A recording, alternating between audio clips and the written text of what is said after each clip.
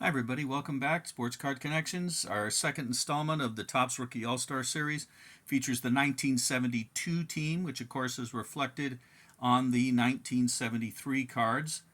And we have a weird thing happening here. The trophies have changed to a cup from the batter on a top hat, but after number 241, none of the rest of the remaining four members that made it that have higher number cards, none of them have the cup. And then, of course, they'd continue that in 1974 set. None of them had the cup. 75, they return. So, Topps being Topps, who knows why. Here we go. Let's start off the 1972 Rookie All-Star team. The right-handed pitcher, Dick Tidrow of the Indians. And is he gonna? I think it's okay. There he is. No cup. Tidrow won 100 games even in his career. 3 straight pennant winners of the Yankees in the mid-70s, and led the National League in games pitched with 84 for the 1980 Cubs. Tidrow was a starter when he first came up, became a reliever later. Whoop, there we go. Let's start with Tidrow.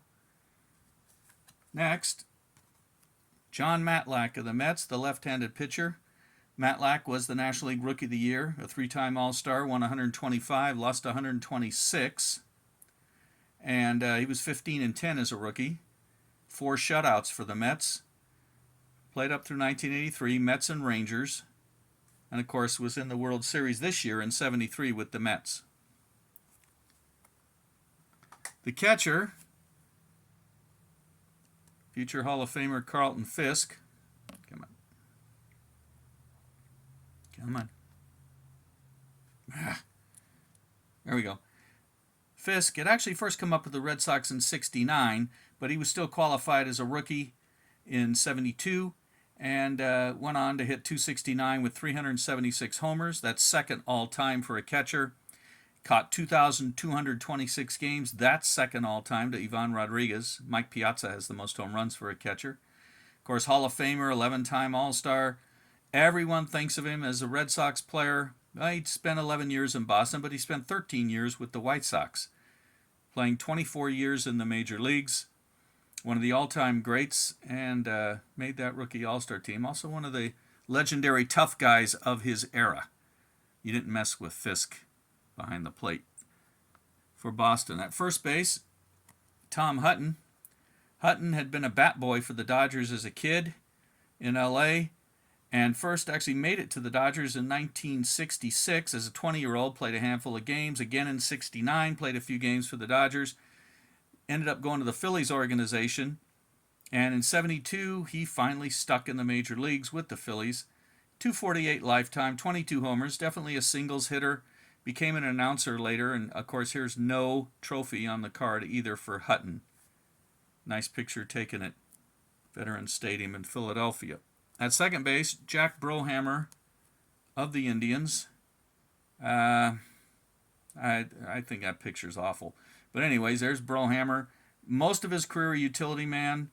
1972 was his only year as a starter. He was a utility guy the rest of his career through 1980. Hit 245, 30 home runs. That's Bobby Grich of the Orioles trying to apply a tag as Brohammer's running for Cleveland. The third baseman, Dave Roberts, number 1 overall draft pick out of the University of Oregon by the Padres, signed his contract, and the next day was playing in actually the same day he signed, he was playing in the major leagues with the Padres. That picture taken at Wrigley Field, Chicago. And he was all over the place. I mean, they tried to move him around third base, first base. He went down to minors, learned how to catch. Became a utility guy later on. 239, 49 career homers. Went on to play with the Rangers, the Phillies. He bounced around a little bit, but didn't go to the minors till his second or third year. His first year, he went straight from college to the major leagues. There's Dave Roberts. At shortstop, Dwayne Anderson. Similar situation to Jim Baxis from the 1959 team. This is it for Anderson. He had come up with Oakland in 71 briefly, started 72 with the Athletics. They dealt him to the Cardinals, and they started playing him and he hit his only home run, and then a week later got hurt, was out the rest of the year, and never really recovered. I mean, he lasted 71 to 74, hit 203 with the one home run. He 57 games with the Cardinals in 1972 and hitting 267, and that put him on the rookie All-Star team as the shortstop.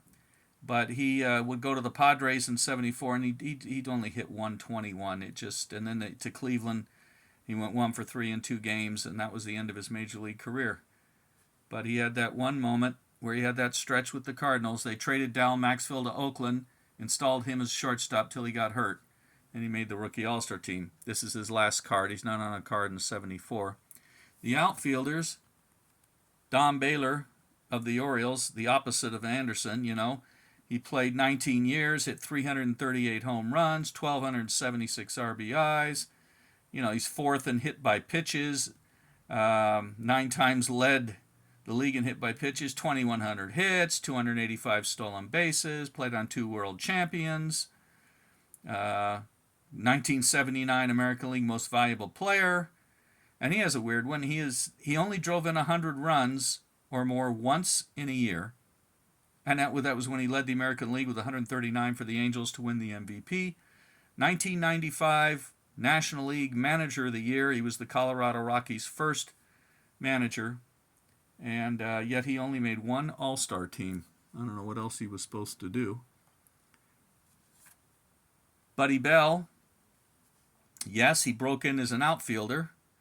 No, he didn't play the outfield after that. He moved to third base and stayed there for the rest of his 18-year career. Never on a pennant winner. 279, 201 homers, 2,500 hits. His dad was All-Star outfielder Gus Bell in the 50s. 5 times Buddy Bell was an All-Star. He also won 6 Gold Gloves at third base, and his sons Mike and David played in the majors, and David also managed. Buddy Bell is still in baseball, I believe, in an executive position, and that is really a baseball family, the whole Bell family. And finally, the last outfielder, Gary Maddox of the Giants. And Maddox had a great career, 15 years, 285, 117 home runs. And he won 8 Gold Gloves, was, of course, the starting center fielder of the 1980 World Champion Phillies. From 68 to 70, he was in the Army, spent a year in Vietnam, has been a highly successful businessman after baseball, has lots of investments all over the place, and is very popular to this day in Philadelphia, where the Phillies fans loved him. So that's the 1972 team. See you next time with another year, and thanks for watching. Bye.